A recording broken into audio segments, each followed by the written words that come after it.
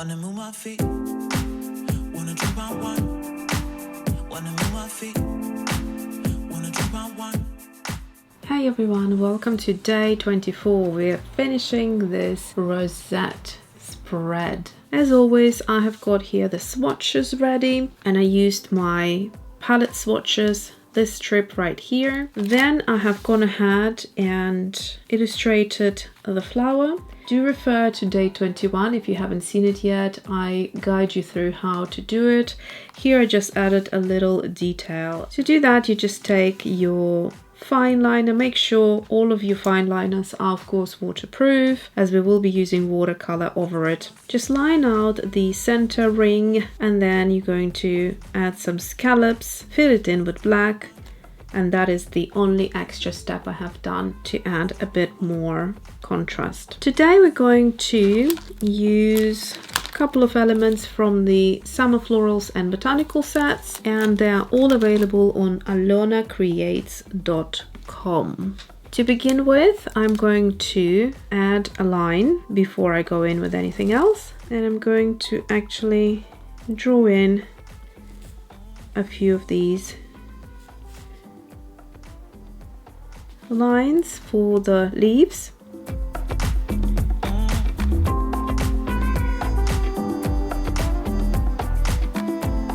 And then I'm going to audition a few elements. So this is my Summer Floral set.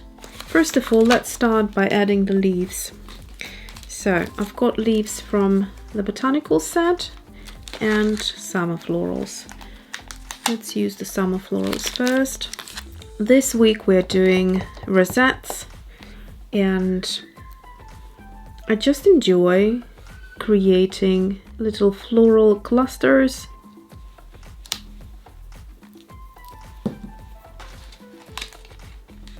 And within the rosette there's just one main flower, and then either at the bottom or in this case at the top some of the other elements, so nothing around it. And then let's see, I'm gonna go now into my botanical stamp set and add a few leaves from here. I'm gonna go into the smallest.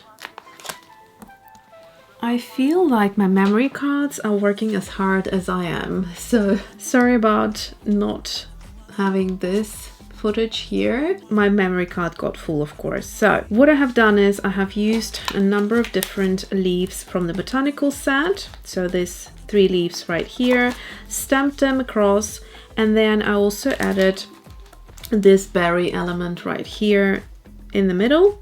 And then I swapped to the Summer Florals and I have added this element here and this element over here, and then this little berry element right here. That's all I've done. Now I'm going to line everything out. I worry that I have literally very little space left on my 3rd memory card and I have no more. So I want to make sure that I'll show you the watercolor part. So I'm just going to line everything out and I'll see you during the watercolor session. So I have lined everything out. I have also gone ahead and added black into these berries to pull through the contrast, and I use my berries to guide the eye through the composition, but you can leave them as they are and add watercolor instead. Let's start with our main flower. I think today I feel like I want to finish on a really bright, colorful color palette. So I'm going to go in with Opera Pink, but this time I'm going to add some yellow to it, as we've done in a previous illustration, to bring in that beautiful brightness. In fact, you can use Opera Pink sparingly and equally create a really light color as well, with just a hint of pink.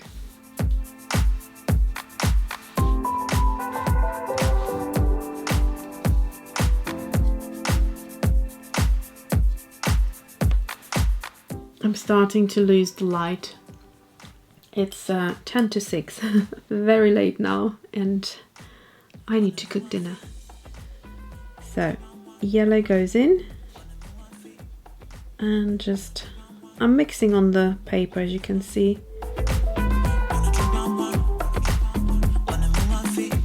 Just adding it in some places. Just adding a bit of water to get it going. And I'm maintaining the white of the paper as well.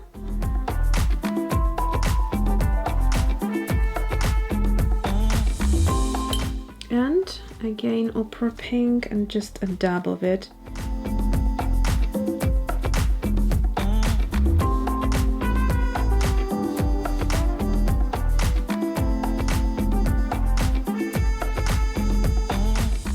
Gorgeous. Let's move on and add some green. My goodness, it's literally super dark. I'm surprised how light things are looking on the camera.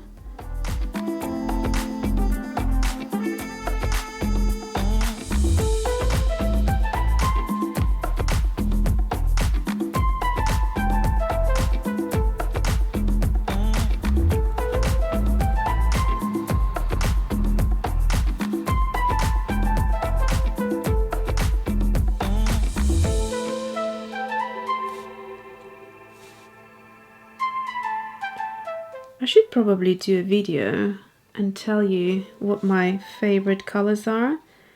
I definitely have gone through some favorites throughout the years, and then some have stayed, and then I have added a few more that definitely I constantly reach to.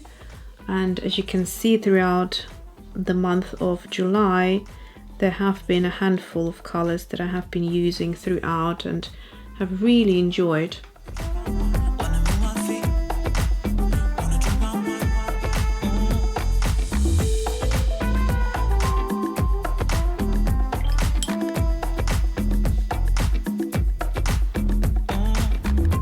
Okay, so that's our green, nice and easy.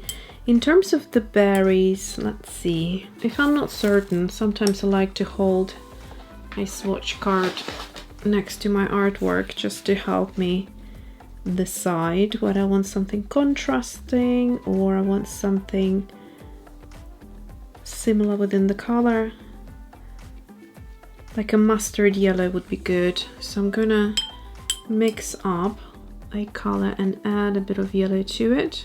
So same yellow as we used before, and that's a gorgeous color right here. I'm going to go in with my small brush now.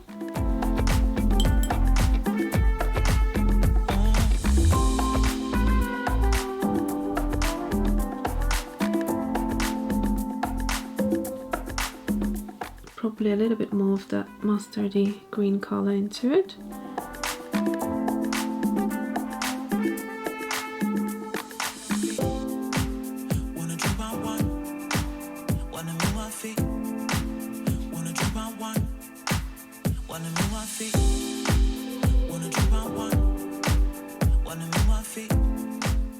I love art that doesn't take too long, and in the end you're left with something really pretty.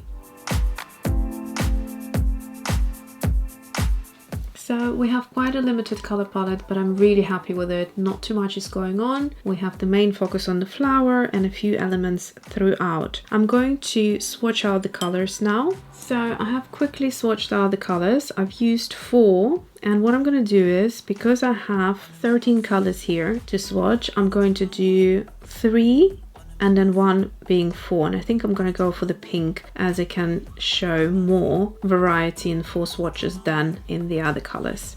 So let's start with yellow.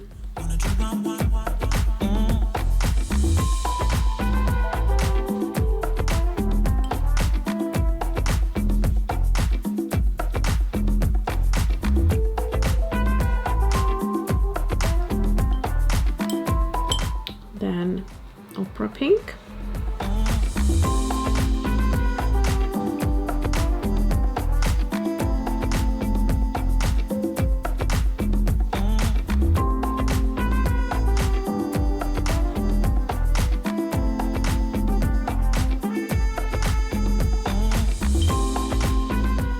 I have to say, I'm really loving how these thin swatches look in the sketchbook.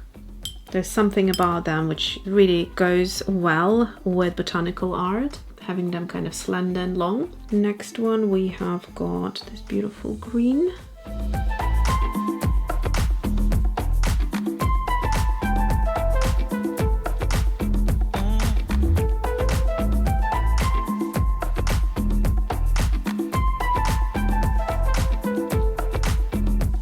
And finally, this beautiful mustard.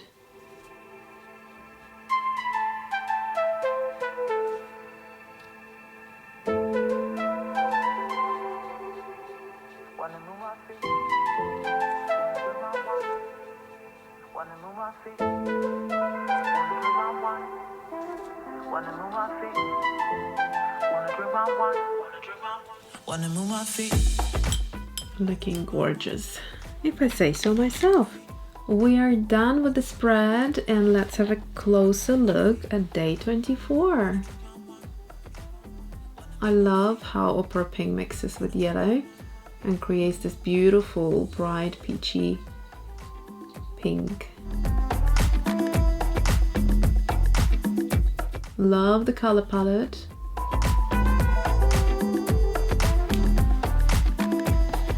So this week I showed you how to create these rosettes that are slightly more minimal and smaller, but I also showed you how to create a rosette that's the kind of the upside down orientation and has a little bit more illustration to it and botanical parts. So I hope you enjoyed it, and I will see you tomorrow, day 25, when we start a new botanical spread. See you then!